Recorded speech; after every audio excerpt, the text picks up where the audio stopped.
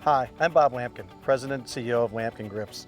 I'm here today at beautiful Santa Luz Golf and Country Club with my good friend Brendan Steele, PGA Tour Professional.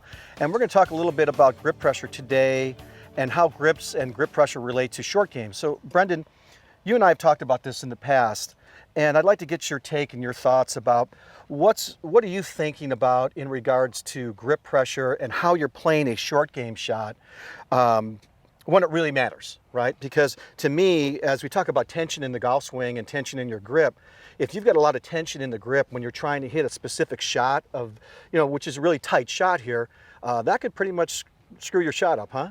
Yeah, tension and having a firm grip pressure here is a killer. You're never going to be able to get the strike on the ball that you want, usually caused by a little bit of anxiety, maybe not thinking that you have quite the right technique to hit this shot, not comfortable with it. Maybe you feel like maybe you want to putt it, but your buddies will make fun of you if you putt it from this far off the green. Right.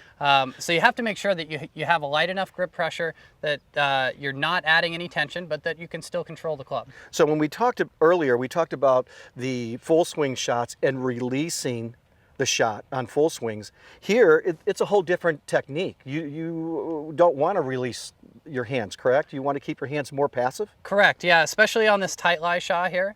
You basically, you want to make sure that you keep your body moving and that you keep turning through. You keep that club face very stable the whole time. It doesn't release over. I see a lot of amateurs that do this kind of move and really release the club head into the ball. The hands kind of stop, club head keeps going.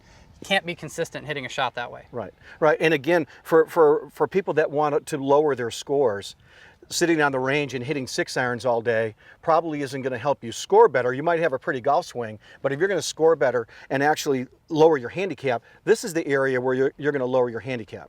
Yes, and this is actually the thing that I think comes into your game the quickest due to practice. If I go and chip for an hour, I'm a better chipper the next day, but if I go hit balls for an hour, I might not hit the ball any better than I did a week ago or 6 months ago. Right. So this is something that you'll see a direct correlation to scoring and how well you're playing. But one of the consistencies with hitting the full shots, as we talked about earlier, is really keeping your light pressure in your forearms and your hands to execute the shot, and really having a tense grip or a chokehold on the grip. You're probably not going to be as successful. Yeah, you're going to have a lot of trouble with these little delicate shots around the green especially. And in these little shots, you really just want the hands to be attached to the club and let the bigger muscles kind of help you to be more consistent with the strike.